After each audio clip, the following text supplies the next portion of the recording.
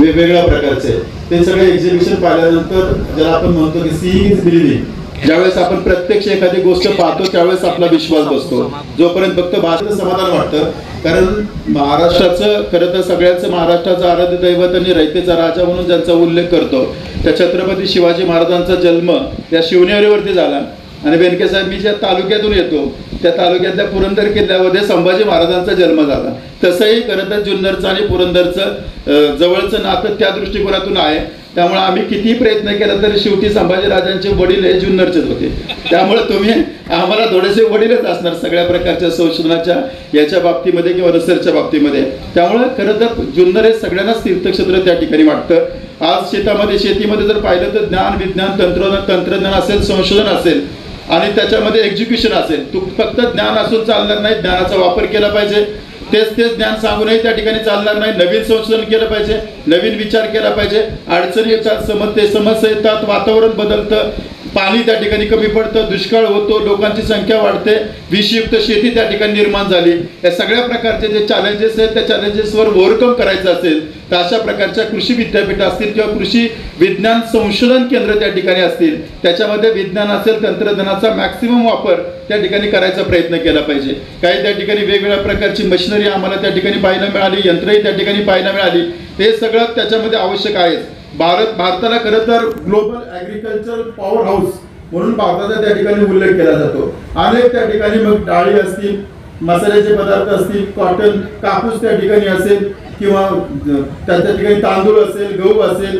तांदूळ आणि गव्हाच्या मध्ये तर जगामधलं सर्वात जास्त तांदळाचं आणि गव्हाचं क्षेत्र कोणत्या देशात असेल तर ते भारतात आहे. उत्पादनाच्या बाबतीमध्ये आपण थोडंसं second largest country in the world त्या ठिकाणी असतो. चायना आपल्या पुढे आहे त्या ठिकाणी काही बाबतीमध्ये, पण हे सगळं आपल्याला ओव्हरटेक करून त्या ठिकाणी पुढे जाण्याचा प्रयत्न करायचा आहे. इथून पुढच्या काळामध्ये कमी पाण्यावरती शेती कशी करता येईल, वेगवेगळ्या प्रकारच्या आजारांना तोंड देणारी अशा प्रकारची शेती कशी करता येईल, तशा प्रकारचं बी बियाणांचं संशोधन कशा प्रकारे करता येईल. आम्ही इस्रायलला पाठीमागे गेलो होतो त्यावेळी जैविक नियंत्रण, शेतीवरती जर कीड पडली तर त्या किडीचं नियंत्रण करण्यासाठी जैविक पद्धतीने दुसरी कीड तयार करून पहिल्या किडीला त्या किडीनं खावं, म्हणजे त्याच्यावरती वेगळ्या प्रकारचे पेस्टिसाइड किंवा औषधं मारण्याची गरज राहणार नाही. आज सगळ्यात जास्त प्रॉब्लेम जर कोणत्या देशामध्ये असेल तर आपल्याकडल्या शेतीमध्ये मोठ्या प्रमाणावरती खतांचा, औषधांचा इतका मारा त्या ठिकाणी होतोय आणि शेतीमध्ये एवढी त्या ठिकाणी कृत्रिम खतं टाकलेली आहेत, सगळी शेती त्या ठिकाणी विषयुक्त झाली म्हणून कॅन्सरचं हब आपण त्या ठिकाणी होतोय आणि त्या आजाराला तोंड देणं एवढं सोपं नाही. त्यामुळे इथून पुढच्या काळामध्ये ते सुद्धा सगळ्यात जास्त महत्त्वाचं अशा प्रकारचे चॅलेंज आहे.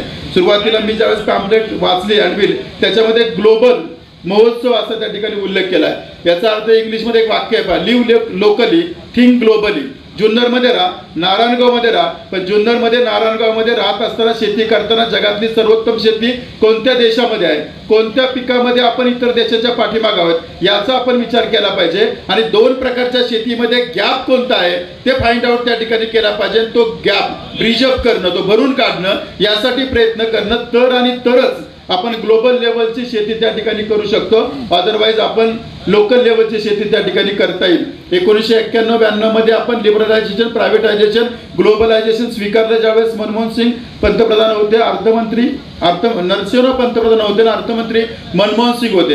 आज जागतिकीकरण ज्यावेळेस आपण स्वीकारतो त्यावेळेस जगातल्या कोणत्याही देशामध्ये आपला माल त्या ठिकाणी जातो आणि तो माल त्या ठिकाणी पाठवायचा असेल तर जागतिक लेवलचा दर्जा असणारा माल माझ्या गावातल्या शेतामधून तयार करू शकतो का, जे नॉर्म्स आहेत ते सगळे नॉर्म्स आम्ही फुलफिल करू शकतो का आणि त्यांच्या लेवलचा आम्ही किंमत त्या ठिकाणी ठेवू शकतो का, या सगळ्या प्रकारच्या बाबीचा विचार जर आपण ज्यावेळेस करू प्रत्येक पिकामध्ये आपण विचार केला पाहिजे. नारायणगावचं शेत जगातलं सर्वोत्तम असणारा भात, भारतातलं तांदूळ जगातला सर्वोत्तम असणारा तांदूळ, भारतातली द्राक्ष जगातली सर्वोत्तम द्राक्ष, या दोन्ही मधला गॅप अनालिसिस आपल्याला करावं लागेल. त्यासाठी आपली विचार करण्याची पारंपरिक पद्धती बदलावी लागेल. इंग्लिशमध्ये एक वाक्य आहे, change your mindset doesn't matter how many handset you change. Mindset बदला, विचार करायची पद्धत बदला. मोबाईलचे हँडसेट किती बदलतोय काही महत्वाचं नाही. मला जागतिक लेवलची शेती मला करायची ते मी करू शकतो. त्यासाठी लागणारं ज्ञान जिथं जिथं मिळेल, त्यासाठी लागणारे प्रशिक्षण जिथं जिथं मिळेल ते मी प्रशिक्षण घेईल आणि त्याच्या पद्धतीने पुढे जाईल असा आपण प्रयत्न केला पाहिजे. आपण खरं तर कृषी प्रधान अशा प्रकारचा आपला देश आहे. आपण जगातली 5 नंबरची GDPच्या बाबतीमध्ये जगातले 5 नंबरचा GDP आपला आहे. परंतु जोपर्यंत शेतीचं क्षेत्र विस्तारत नाही, शेतीमध्ये क्वालिटी येत नाही, उत्तम पद्धतीचं फॉरेन करन्सी आपण त्यातून घेत नाही, तोपर्यंत आपण सुपर पॉवर बनण्याच्या दृष्टिकोनातून शेतीचं डिपार्टमेंट फार महत्त्वाची कामगिरी बजावू शकतं असं मला वाटतं। आज सुद्धा ज्यावेळेस जगातल्या 5 ज्या मोठ्या अर्थसत्ता आहे जीडीपीचा विचार करत असताना, आज अमेरिकेचा GDP 25.35 American dollar billion American dollar एवढा आहे, 25.35 बिलियन डॉलरमध्ये। त्यानंतर 2 नंबरला चायना आहे, चायना त्या ठिकाणी 18.32 बिलियन अमेरिकन डॉलर एवढा त्यांचा जीडीपी आहे। 3 नंबरला जर्मनी आहे 4.3, त्यानंतर जपान आहे 4.32 आणि त्यानंतर जर्मनी आहे 4.03 आणि भारत त्या ठिकाणी भारताचा जीडीपी आहे 3.46 म्हणजे 3.46 एवढा आपला जीडीपी आहे बिलियन डॉलर अमेरिकन डॉलर। आपल्याला जायचं कुठपर्यंत 25 बिलियन डॉलर अमेरिकन, म्हणजे किती मोठा गॅप आहे पहा। आणि तो गॅप जर भरून काढायचा असेल, तो ब्रिजअप करायचा असेल, म्हणजे 3.5% 25 बिलियन अमेरिकन डॉलर पर्यंत पोहोचायचं असेल तर आपल्या देशातल्या प्रत्येक क्षेत्रानं, सर्व्हिस सेक्टर असेल, औद्योगिक क्षेत्र असेल, रिसर्च असेल, शेती असेल, या सगळ्या प्रकारच्या क्षेत्रानं प्रचंड त्या ठिकाणी प्रगती करावी लागेल। त्या दिशेने आपण जायचा प्रयत्न करूया। म्हणून मला असं वाटतं भारताच्या महासत्तेचा मार्ग प्रत्येक घरातून त्या ठिकाणी जातो, प्रत्येक शेतामधून त्या ठिकाणी जातो, प्रत्येक माणसामधून त्या ठिकाणी जातो। प्रत्येक माणसानं स्वतःला विकसित करायचं ठरवलं तर देश ऑटोमॅटिकली विकसित होईल। जो उठतो तो डायरेक्ट देशालाच विकसित करायला जातो, त्यामुळे भारतही जागेवर राहतो, स्वतःही जागेवर राहतो असंही मला त्या ठिकाणी वाटतं। अरिहंत सुपर मार्केट आयोजित भव्य महाराष्ट्र तांदूळ महोत्सव। आमचा पत्ता कोल्हेमळा रोड, नारायणगाव, तालुका जुन्नर, जिल्हा पुणे। संपर्क क्रमांक 90 96 88 98 98।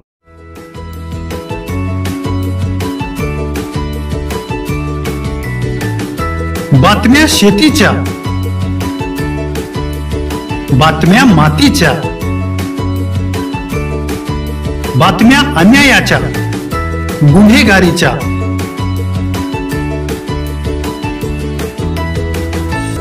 राजकारणाच्या आणि समाजकारणाच्या, शोषणाविरुद्ध बुलंद आवाज, जनसामान्यांच्या हुंकाराची गाज, सत्कार्याला प्रोत्साहन, दुष्कृत्याला अनुशासन, निर्भीड, निस्पृह, सडेतोड, बेधडक आणि रोखटोक म्हणजेच विघ्नहर टाइम्स। शोध बातमीचा, ध्यास सत्याचा।